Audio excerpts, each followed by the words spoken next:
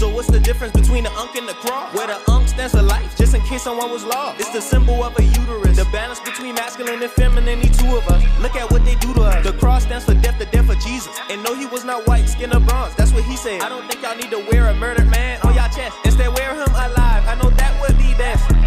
The Unk stands for peace, the cross stands for conflict. The Unk is universal, but the cross came with a prophet. Is his name Jesus, Yeshua, Yahweh, Shah, Zeus? He got too many names, man, I'm just trying to find the truth. Will you wear an Unk or are you messing with the cross? I just had to speak about him so you folks will not be lost. Send this to someone so they can finally know the difference between the Unk of life and peace and the cross of religion. What's the importance of growing your hair? Your hair is very, very important. I consider myself a Nazarite or a Nazarene, so I would never cut my hair. But your hair is an extension of your nervous system. Your hair is antennas, and what it does through something called the Merkel's disc, it actually picks up signals from the environment and bring back electrical signals to tell you and your cells how to interact with the environment. So without hair, you don't have that type of interaction. So your hair is very, very important because your hair is an extension of your nervous system. And I have scientifically proven that in all of my lectures. So if you can grow your hair, grow it. If you can't grow hair, figure out what's stopping your hair from growing, which is usually excessive proteins and acids, and grow your hair back so you can truly express yourself through this reality. You need your hair. Your hair is important. There's no coincidence why you have hair up under your underpits, you have hair on your face. These are not only protective mechanisms, these are not only just for protection. And, you know, they say, well, the hair on your eyes, eyelashes on your eyes is to get rid of hair and get rid of environmental pollutants for coming to your eyes. I believe that. But what about the hair on your skin? They pick up signals. That's the reason why if you get scared or if you hear something very spiritual, the hair on your skin actually stands up. It's interacting with the environment. So the hair is an extension of your nervous system. How do you grow your hair back? Get rid of acids. Acids is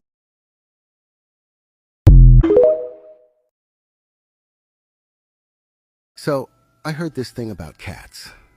Do you think cats like you? Like, do they come up to you? Well, I don't know if they like me, but yeah, they come up to me. So this is like a real superstition that if cats come up to you, it means you're carrying a lot of bad energy. So ancient Egyptians, they use cats, right? That's why they always have them around. They use cats because cats, supposedly, they will take bad energy away from you and disperse it. So that's why they come up. They always cuddle next to somebody that's attached to bad energy, negative energy. Also, folklore frequently associates cats with witches because witches are often depicted as dealing with negative energies. And the cats are there to absorb it. But let's say they come up to you. That means you have some on you. So they cleanse it and then you're good to go. Most of you that are in this university or on your spiritual journey, most of you are rising ascended masters. You did miraculous things throughout the astral realms. You even elected to come back here for this moment in time right now. Let's get a little familiar with the cosmic family stuff, which is why when you came back here, you always questioned everything. You always stood out from your classmates growing up amongst your families that were assigned to you, because this isn't your real family here. Your real family is here though. Your soul tribe is here. I'm a part of your soul tribe if you listening to me right now. That's why y'all can get in the university and y'all get along, y'all be linking up, y'all be kicking it, having fun outside of the CIA agents disguised as trolls. It's a family-orientated university. That's one of the most beautiful things about the university. It's not just me sitting here talking. It's the atmosphere of the commenters, because that's your soul tribe. You are a unique spark in the vast cosmos, a soul that has danced among the stars and woven countless wonders across the universe, carrying the echoes of spectacular deeds in your very essence. There are 12 laws of the universe, and you may or may not have heard of them, but the difference between the 12 laws of the universe and the religious commandments, let's say the 10 Commandments, for example, is that you are bound by one, and the other one you don't actually have to pay any attention to whatsoever. Of course, that's going to offend some religious people who feel, how dare you blaspheme the Holy Bible and tell us that the 10 Commandments are things that we can just do away with. Easy. People do away with them all the time. People do commit murder. People do lie and steal and cheat and adulterate and falsely worship things that are not themselves. And even further is the fact that we actually don't need them to dictate anything in our lives or about our lives, because we are born with the innate nature of understanding that murder is bad, lying is bad, cheating people is bad. However, because in this plane you have been made to believe that the true source of all that is not within you and is actually of this world and outside of you, you believe that you need a God to tell you how to conduct your soul. Even though your religious text tells you the true source of all that is, if you want to call that God, dwells in you. You are the temple. You believe that you are born evil, and so you go seeking religion. You go seeking the God of this material world, and you even baptize yourself in water. And I'll say rebaptize yourself in water, because you come in the womb, baptized in the Holy Spirit, in the womb of water, which in your religious text is called the Matrix. Which brings me to my main point, the 12 universal laws of the Matrix, the cosmos, the universe, nature. First law is the most important and the reason why we are here in this plane to begin with, and it is the law of divine oneness, which tells us that everything is not only connected, but everything is the same thing, manifested differently, which is actually substantiated by the religious text, which tells you that you do well to know that God is one. Demons know also and tremble, which is the true meaning of the verse that Christians often misquote to believe that demons tremble at the mention of Jesus' name. Nowhere in their text does it say that. It says that they tremble at oneness. Second law of the universe is the law of vibration, which tells us that all things, inanimate and animate, intangible and intangible, have vibration. And that vibration exists within a specific frequency. Imagine being tuned into a radio station, which is a frequency.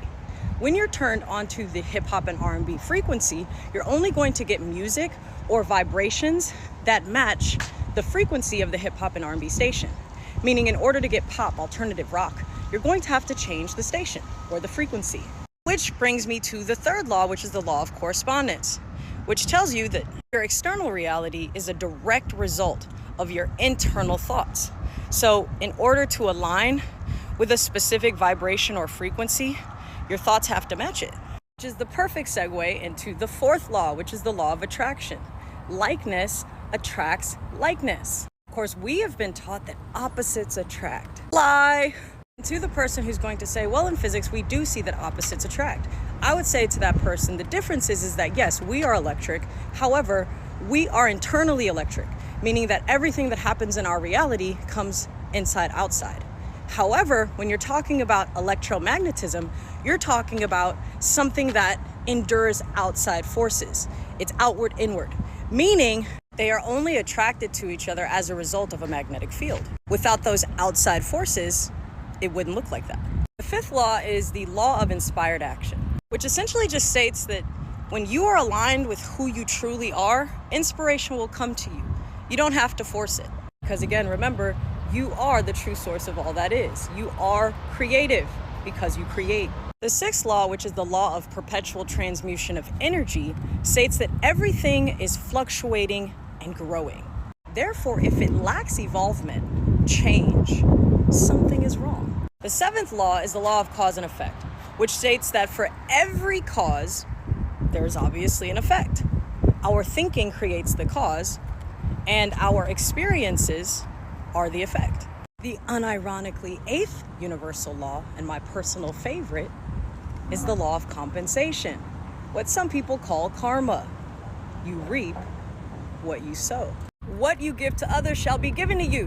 What you withhold from others shall be withheld from you. It is unavoidable. It is a universal law. Which is okay, because the ninth universal law tells us that everything is relative anyway. We perceive the world how we want to.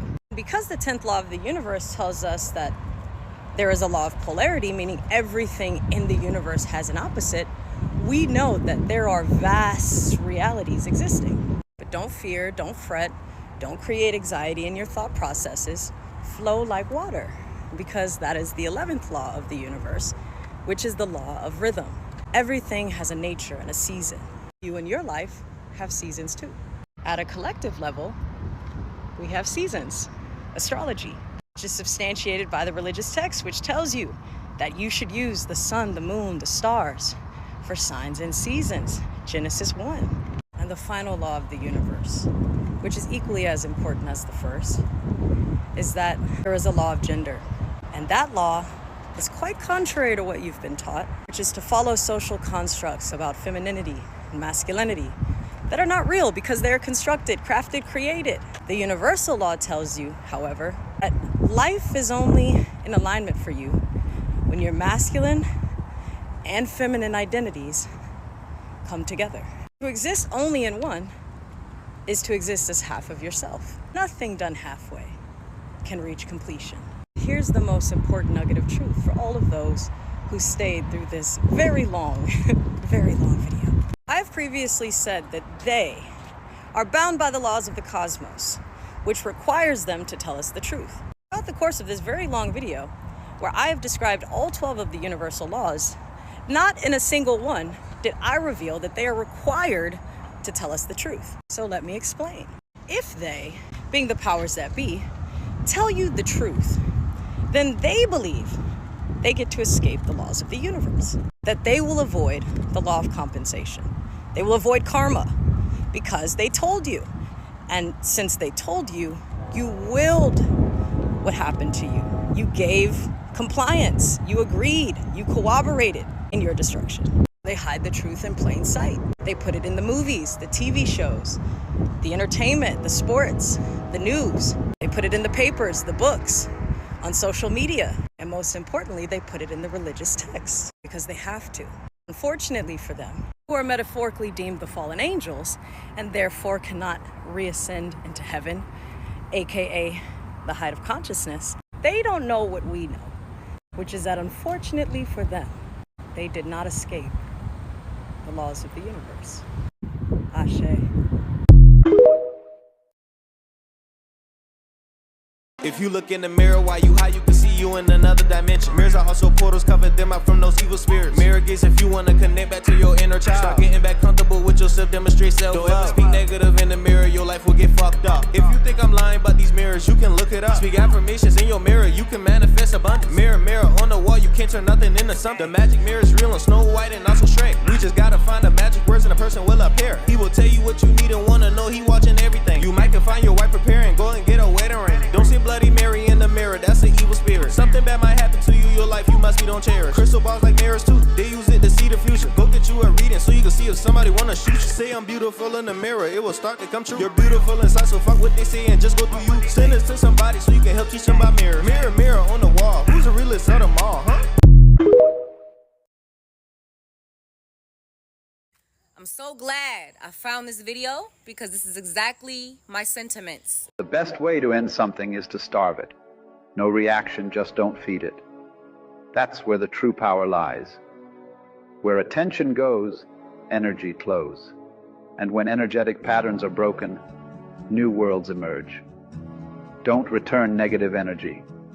Remove yourself and create a new algorithm. I'm so glad I found this video because this is exactly my sentiments, exactly what I've been trying to say to y'all. Where attention goes, energy flows. Just because we are aware of certain things doesn't mean we have to feed it, okay? Imagine, because that's our power. We don't realize that. The things that we pay attention to, just as simple as paying attention to something or believing it, you're feeding that energy. You're keeping that matrix a reality. You're keeping that reality real. Even if it's something that you don't desire to experience, you're still believing that you're experiencing it. Imagine if the election's going on right now. Everybody just stopped giving energy to the election. Everybody just stopped paying attention to it. They stopped keeping up with the campaign. They stopped worrying about who's running. They stopped paying attention to the news, the media, things surrounding Kamala Harris, all the bullshit. They've just completely just stopped feeding that. What would they do? It wouldn't matter what they do because we wouldn't be tuned in to even give a fuck. We wouldn't give a fuck. And that's the power. They wouldn't have control over us. The control is the care. The fact that we care. So we have to stop caring about what the fuck they got going on. Even if it is against us, even if it is real and it is going on. So what? Don't allow that to be in your world. It could be happening in this world that they have been having their hands in creating, right? You create your own fucking world. That's the power. We're all supposed to be creating our own destiny, right? Our own world. And for those of you who possess this soul, this Holy Spirit, then you're going to create a world. This is how new worlds emerge. It said it in that video. That's why I love that video. New worlds emerge when energetic patterns are broken. Right now, our energetic pattern is accepting, is believing, because we were in that age of Pisces. Now we're in the age of Aquarius. Understand what that means. We are shifted from out of the I believe to the I know. That is why everything is happening the way that it's happening now. The planets, this shit is literally written in the stars. There's no way they can go against this. There's no way they can stop this, and they know that. So they're scrambling. And if you have eyes to see, you'll know they're fucking scrambling. Okay? They're trying everything that they can. But what's written to happen is what's written to happen. And you shall see. The last shall be first. Balance shall be restored. But it's internal. The liberation is internal. We are not physically slaves anymore. Get out of that illusion. So now your mind and your soul is still enslaved. That is what you must set free. How do you set that free? Starve them. Don't give their matrix any fucking energy. Act as if it doesn't exist, because everything that pops up trying to limit you, somehow, some way, with your magic, you find a way to still get your desires, to still get your destined reality, to still get what you want and what you need without conforming to their said system. And it's going to take the longer way for some of us, because we're not doing it the shiesty way. We're doing it the way that it should be done by nature. We're not using their cheated system, their money, right? To get it fast. Because you will see where that brings you in the end. Everything that you need to survive, to thrive, to enjoy your experience here in this realm is within. That is what's been manipulated. They play on our heart. They play on our love. They manipulate love. This is why we feel so tied to everything and to one another, because that's what our soul is. They know what our soul is. They know what, by nature, how we are, how we operate energetically on a soul level. They know that. So they manipulate that. This is why they tell us that the government is here to protect, well, the police and they're here to protect and serve, but in the same breath, they're the same ones killing us. It's manipulation. They play with your mind and your heart and make you trust them by using the tactic of love to manipulate us into trusting them. Then once they have our trust, they fuck us. And that's what they've been doing. So they have been manipulating love with hate. We fought fire with fire for many of generations. We have tried to play their game. You know, we are chaos beings, so we was willing to go to war for it. And that's what's been happening. We have to move more strategically and more spiritually, because energy is everything anyways. The physical is only the physical, and you can only do so much. That's why we have only evolved to the point that we have, because we've been moving very physically with a lot of the things that we have done as far as revolutionary. But now, this is a spiritual revolution. We must manipulate their hate with love. That is truly the only way for us to restore the balance. Start getting more crystals in your house, though, God. And goddess, too. More crystals, certain crystals, like rose quartz crystal. Rose quartz crystal is good for the love vibration and bringing family together because of the high frequencies of the high hertz, the love vibration. The rose quartz emits the love vibration. Program your antenna to that crystal and charge it up, especially if you start getting enough of them. You can have just a little room and leave your door open. Start leaving your door open. Start writing your spells down for that house as well to fight against those spirits in the house. You can do that as well. But you want to do that based upon the flow of the energy. See what I'm saying? You don't want to enter into a battle fight with spirits in that house. You might be against some shit stronger than yourself right now. This level. You got too many. You got to know when to just, I don't have to get them out of my house or move them away from this house. Period. You gotta know the difference.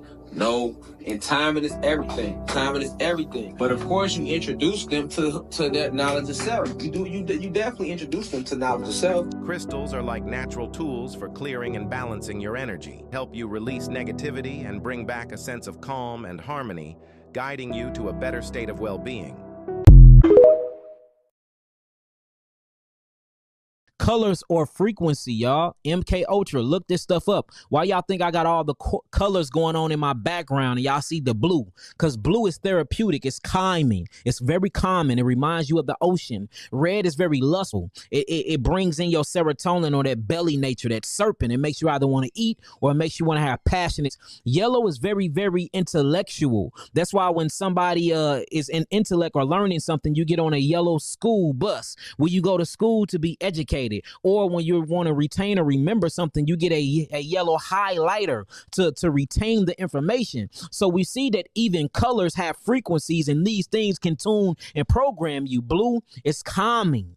You see that? Orange is vibrant. It's attractive. Red is lustful. It makes you hungry.